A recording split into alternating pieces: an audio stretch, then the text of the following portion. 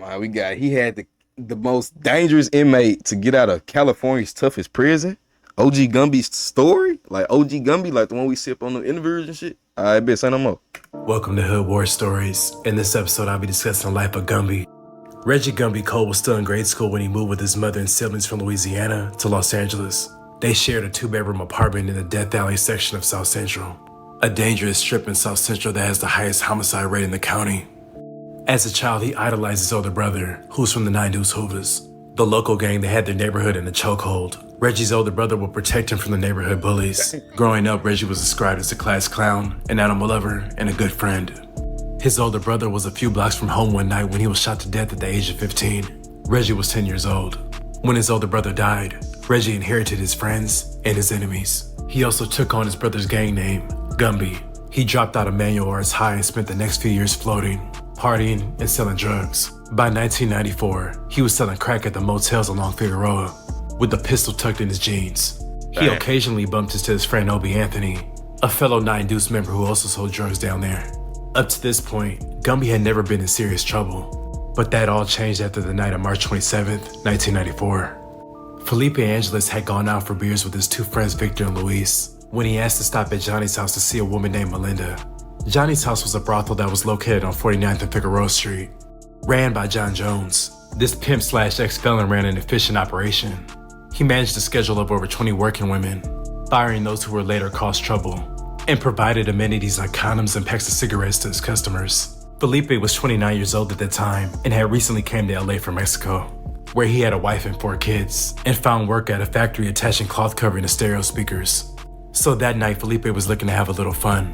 He walked up to the locked door and asked to see Melinda. The man standing guard said that she was busy and to come back tomorrow. As Felipe returned to the car where his friends were, 3 men accosted him. About 10 seconds later, 5 to 7 8 gunshots rang out. By the time detectives arrived, Felipe's body was cold dead in the street face down. He had been shot once in the back. His 2 friends were at the hospital being treated for their injuries. Victor was struck in the chest and ankle, and Luis was shot in his legs. Both survived. Their blue Mazda was shot at least once, and a bullet had shattered the windshield of a car parked on the street. At first, detectives had little to go on, but weeks later, a tip led them to Gumby and Obie. The 2 were in jail when they learned they had been charged with murdering Felipe. At trial, they insisted they were innocent, and their defense attorney argued that they were home hungover after drinking heavily the night before. No physical evidence connected the pair to the crime. The prosecution's case relied almost entirely on eyewitnesses who identified them as the shooters. John was a star witness who said he was sure that they were the men he saw.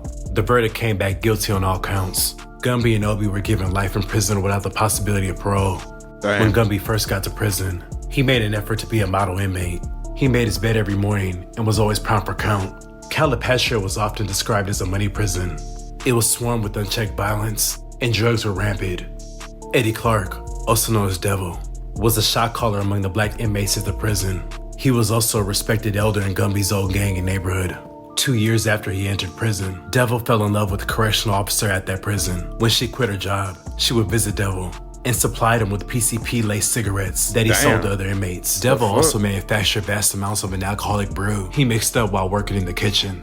As Devil's substance abuse worsened, he became excessively violent and sexual with other inmates, taking dudes' manhoods left and right. It was taking dudes down by fear due to his sheer size. The Hoovers tried to stage an intervention because he was completely out of control. On the morning of November 28, 2000, Gumby had already known revenge could be on its way. He had refused an order from Devil to take the fall for a higher-ranking inmate who was caught with a knife.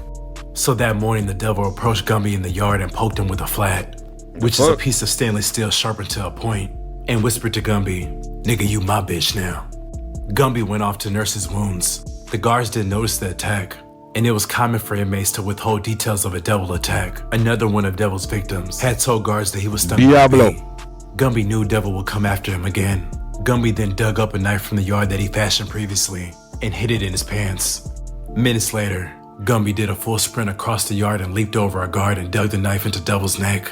Devil died on the spot and blood was scattered. And for the second time, Gumby was charged with murder. This time, he was subject to the death penalty because of the 1995 conviction.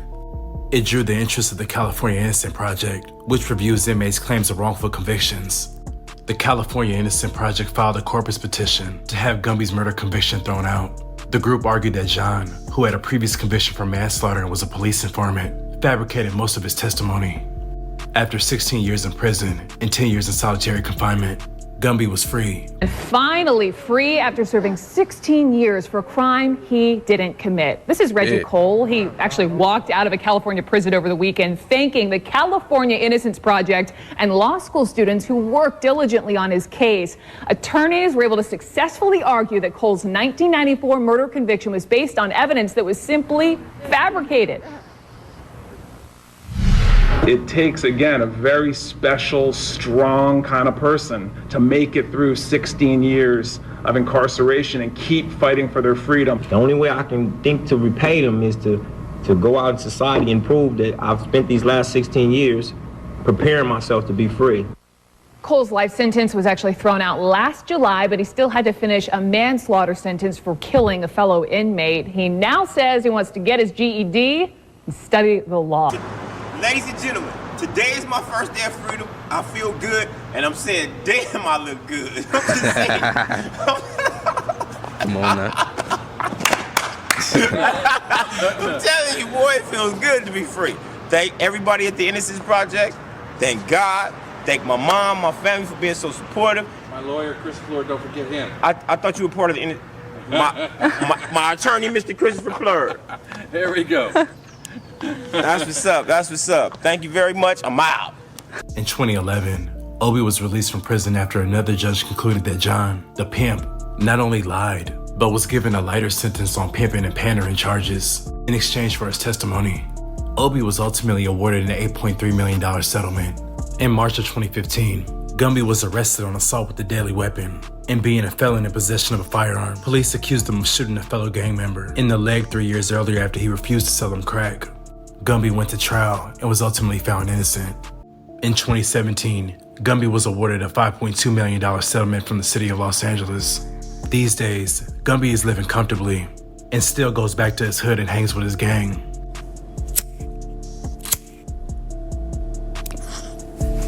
Rich off the government. Literally though, fool. Like, you had to pay with time, but you know what I'm saying? At least you got them millions though. Shit, hey, you gotta pay them taxes too. Hey, damn. What? Money falling in my hand, money she coming like magic. Smoking so much, I might goddamn I forgot to ask you. Waking up every day, gotta grind, can't forget my passion. Can't forget my passion, no I can't settle for average. Smoking so much, I might goddamn I forgot to ask you. Hey, damn. What? Money falling in my hand, money she coming like magic. Smoking so much, I might goddamn I forgot to ask you. Waking up every day, gotta grind, can't forget my passion. Can't forget my passion, no I can't settle for average. Smoking so much, I might goddamn I forgot to ask you.